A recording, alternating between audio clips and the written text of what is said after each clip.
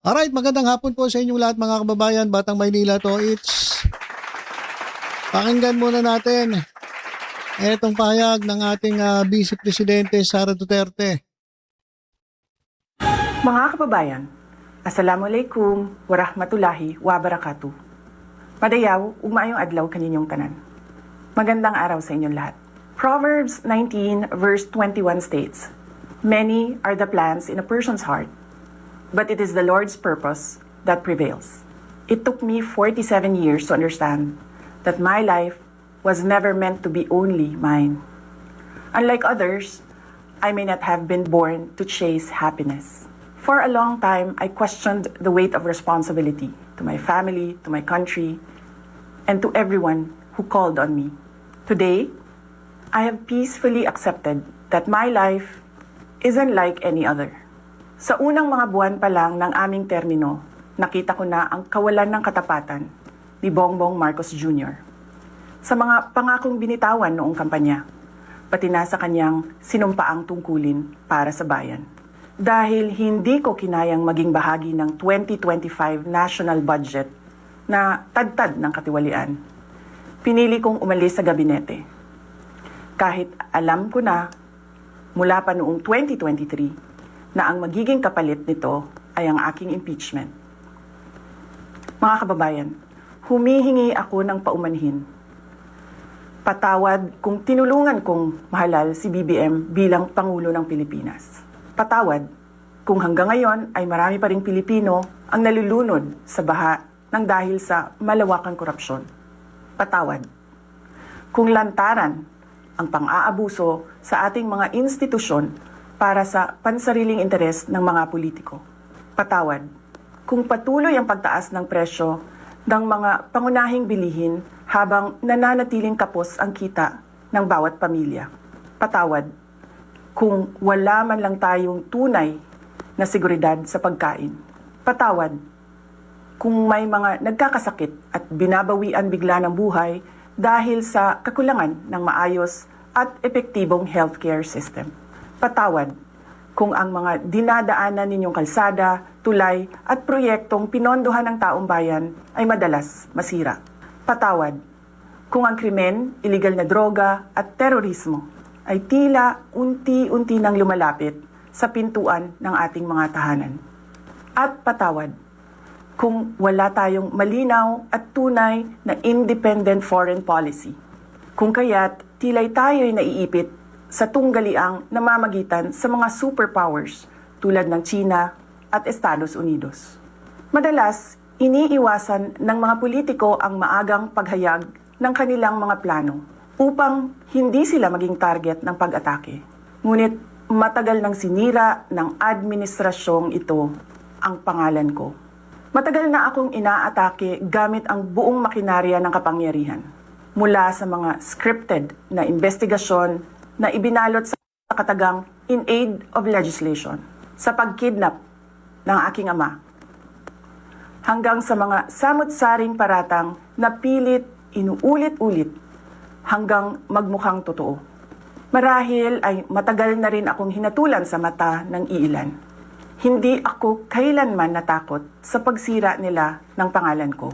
Ngunit may takot ako para sa ating mga anak. May takot ako para sa mga susunod na henerasyon. May takot ako para sa mga kababayan nating walang bahay sa ibang bansa, walang pangalawang pasaporte, walang ibang matatakbuhan kundi ang Pilipinas. Kahit ito'y patuloy na nalulugmok sa kahirapan. Na ako'y kahadlok nga, moabot ang adlaw nga dawato na lang nato ang kapobrehon isip kapalaran. Nga maanad na ta sa sayop, nga mawad-an na lang ta og paglaom. Ug labaw sa tanan na ako'y kahadlok nga moabot ang adlaw nga wala na tay Pilipinas nga ikahatag sa atong mga anak. I cannot kneel before each and every Filipino to beg for forgiveness. Instead, I offer my life, my strength, and my future in the service of our nation. Mga kababayan, ibalik natin ang tapang at malasakit. Para sa Diyos, para sa bayan, at para sa bawat pamilyang Pilipino. Ako si Sara Duterte, tatakbo bilang Pangulo ng Pilipinas. Syukran. Alright, so yan po mga kababayan ng pahayag ni Vice President Sara Duterte. At sabi ni Amy Marcos, itinaga lamang niya sa bato ang hiling at panawagan ng kanyang mga taga-suporta. Kinumpirma rin niya ang takot ng kanyang mga kalaban. Siya ang katauhan ng kabaliktaran ng administrasyong ito. Siya ang magbibigay ng direksyon sa kawalang patutunguhan ng bansa. Taglay niya ang tapang at malasakit ng kanyang ama habang bitbit ang karanasan sa pagtulong sa maralita na mga nangangailangan at pinagmalupitan. Siya ang solusyon. Okay, sabi ni Ivy.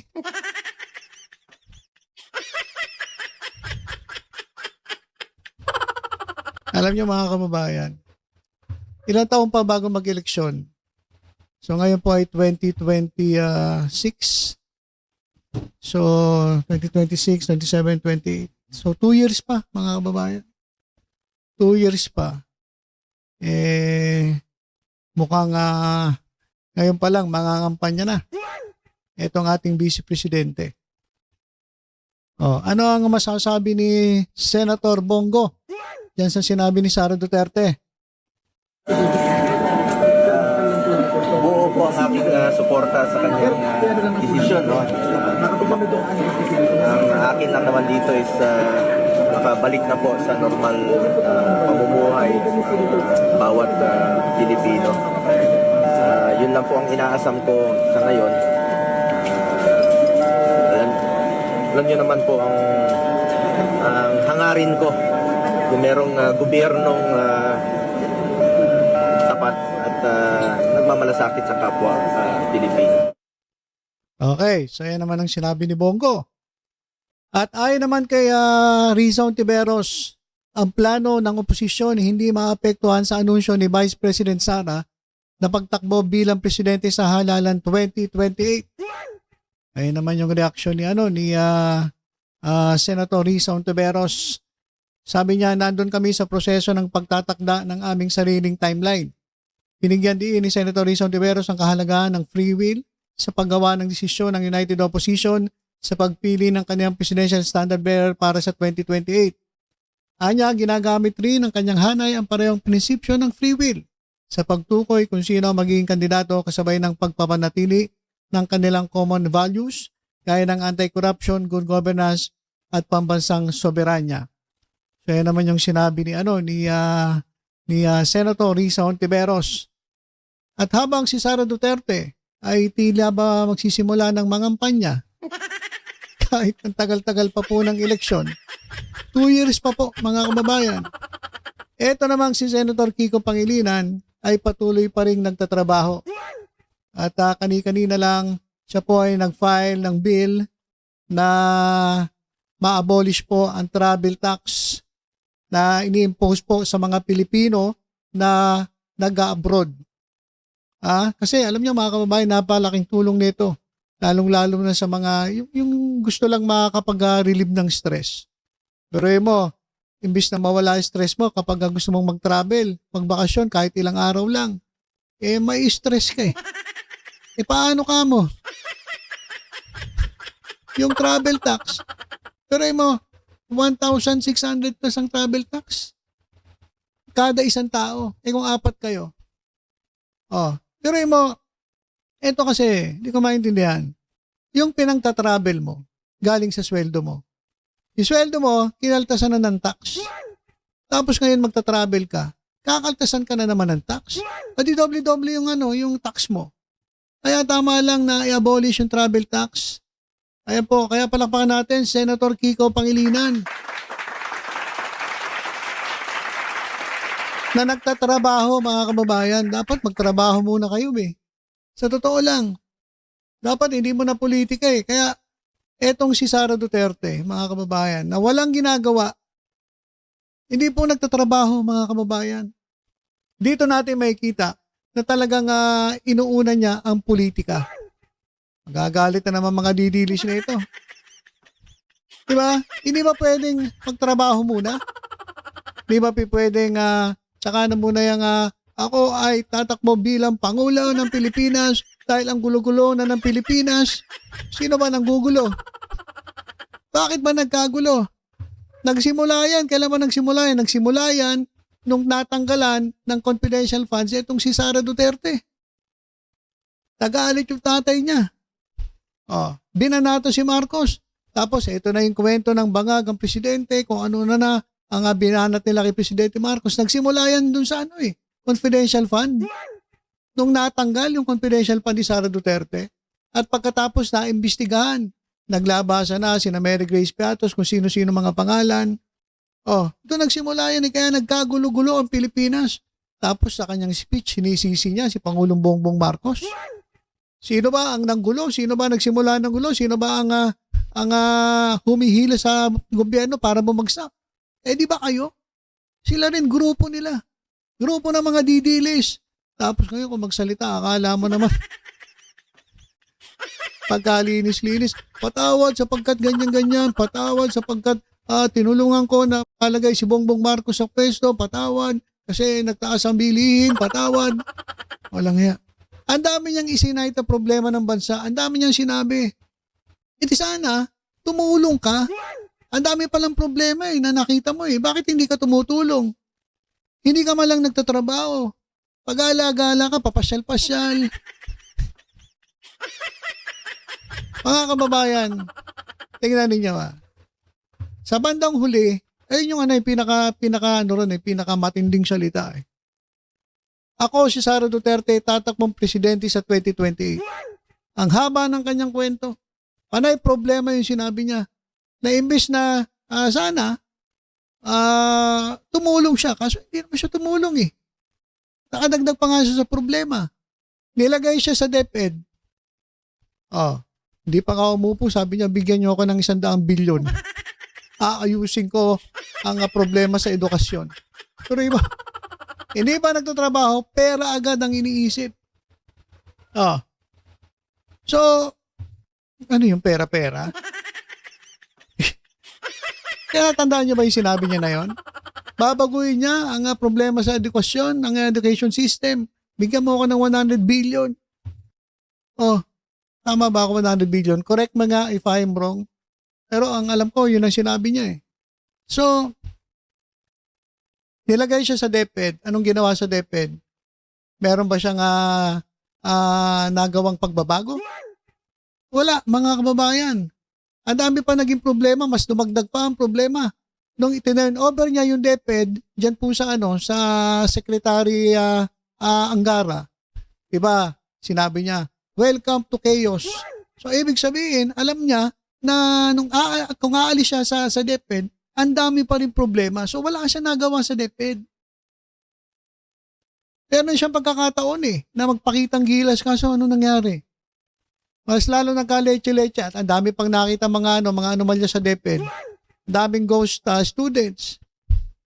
Ang daming mga nasayang na mga pinamili na mga laptops na overpriced. Kaya nga OBP, overpriced. Tapos, ang dami niyang sinabing problema, lahat isinisisi kay Presidente Bongbong Marcos na ikaw Vice President, dapat mandato mo tulungan ng Presidente pero hindi mo tinutulungan. Ngayon, anong gagawin mo? Tatakbo ka bilang Pangulo ng Bansa. Ano aasahan namin sa inyo? Sa DepEd nga lang hindi nyo naayos So Office of the Vice President, hindi mo kayo nagtatrabaho Eto na naman ako. Ikukumpara ko na naman kayo kay Leni Robredo. Si Leni Robredo, hindi niya naman kasundo si Duterte. Pero si Madam Leni Robredo bilang Vice Presidente nagtrabaho.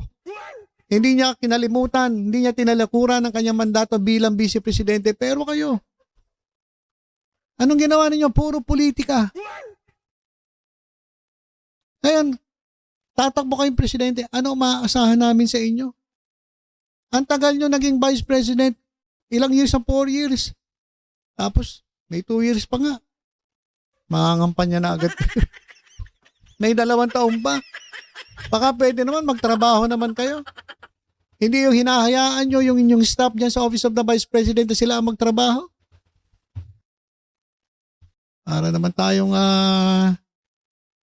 neto, iniloloko Oh, tapos tatakbong presidente. Kapag tinanong sa international community na mga tanong, ano isasagot? Itok-itok. Itok-itok. Speech nga na maikli, binabasa pa. Alam niyo po, Madam Vice President, sana magtrabaho muna kayo. Baka pwede namang unahin niyo muna yung taong bayan. Huwag na muna yung sarili ninyo. Sabihin ninyo, para sa taong bayan, sigurado po ba kayo? Hindi nyo nga maipaliwanag kung saan nyo dinala yung confidential funds. Nung naging mayor kayo, nung nakaupo yung tatay ninyo bilang presidente, from ilan to ilang milyon, naging 250 million, 450 million a year. Saan napunta yun? Tapos pag upo niyong vice-presidente, hindi pa kayo tumatagal. Gusto niyo na agad maging presidente. Ano ba naman yan? Madam, sana unahin niyo muna yung taong bayan. Kasi ang dami niyong ibinintang eh. Ang dami niyong ibinintang sa presidente. Ang dami niyong sinabing problema. Pero ba't hindi man lang kayo nagkaso? Hindi man lang kayo nagkaso. Meron pala mali ang mga ginagawa dyan sa gobyerno, ba't hindi kayo nagkaso? Puro puro kasi salita lang. Kaya, ayan mga kababayan, tagal-tagal pa, ilang taon pa. Nagsabi na siya tatakbo bilang presidente, kaya mag-ready na kayo mga DDS. Sigurado mangangampanya na yung mga yan. Saka isa pa, bilang pagtatapos, sigurado ba na kayo ay makakatakbo pa bilang presidente sa 2028? Yun ang tanong. Sigurado ba na hindi kayo mai-impeach? Dahil sa katiwalian? Dahil sa hindi nyo may paliwanag kung saan nyo dinala ang confidential funds? Ang dami pong kaso na nakahilera laban sa inyo. Kaya nga po yun yung ground for impeachment. Kaya siguro mga kababayan, kaya siguro nag-announce na siya. Kasi alam niya, ma-impeach siya. At sasabihin na naman ng mga DDS, kaya ini-impeach si Sara Duterte kasi nag-announce na siya na siya'y tatakbo. Diba? So ang mangyayari, parang palalabasin nila na kaya ini-impeach si Sara Duterte kasi nga nagbabalak na tumakbo at nagsalita na siya'y tatakbo. Diba? So sasabihin nila kaya ini-impeach dahil natatakot yung kalaban. Nako. Ayan ang mga style. Style bulok. So, ewan ko mga kababayan kasi meron ng impeachment complaint laban kay Sara Duterte. At hinihintay na lang natin ano na kaya balita. Tingnan ko ano na balita sa impeachment complaint laban kay Sara Duterte. At sa tingin ko, mga kababayan, sa tingin ko lang, aakyat yan sa Senado. At pagdating sa Senado, hindi na nila kayang harangin yan. Kaya nga gigil na gigil si Cayetano Kasi isa yan sa gusto nilang mapigilan. Kaya nga ma-impeach si Sara Duterte. Diba? At mapigilan yung tatlo nilang kasamahan na makasuhan dahil po sa involvement sa flood control anomaly. Tapos yung dalawa, meron ng malamang may warrant of arrest sa ICC. So, ilan na lang ang minority. So, sa tingin ko mga kababayan, may kalalagyan si Sara Duterte. Kaya siya nag-announce agad na siya'y tatakbo. Kasi kapag siya'y na-impeach, sigurado mag-react yung tao at sasabihin na kaya nyo ini-impeach si Sara Duterte kasi nga tatakbong presidente. Ganun lang naman yun style by style. Di ba? Okay, so sabi ni Amy Marcos, takot daw ang kalaban ako. Sino matatakot? Sino matatakot yan? Hindi nga sigurado kung makakatakbo pa yan Di ba? Baka matanggal sa pwesto, ma-impeach, hindi na muling makakapwesto kahit anong posisyon sa gobyerno, at lalong-lalo na hindi makakatakbo bilang presidente sa 2028. Kaya yung impeachment na yan nangaabangan natin mga kababayan. Hindi yung pagtakbo niya matagal pa yun. Tagal pa yun, 2 years pa yun. Dapat nga, nagtatrabaho muna siya eh. Abangan natin yung impeachment. Yun po yung abangan natin. Kasi doon po nakasalalay yung sinasabi niya na siya itatakbo sa 2028. Paano ka tatakbo kung may impeach ka? Di ba? Sorry ka na lang. Hindi ka makakatakbo. Dahil nga ma-impeach di ba? Okay, so ilang po muna mga kababayan. Tutok-tutok lang po dito sa Batang Maynila to. It's iba pang updates. Ingat po tayong lahat. God bless po.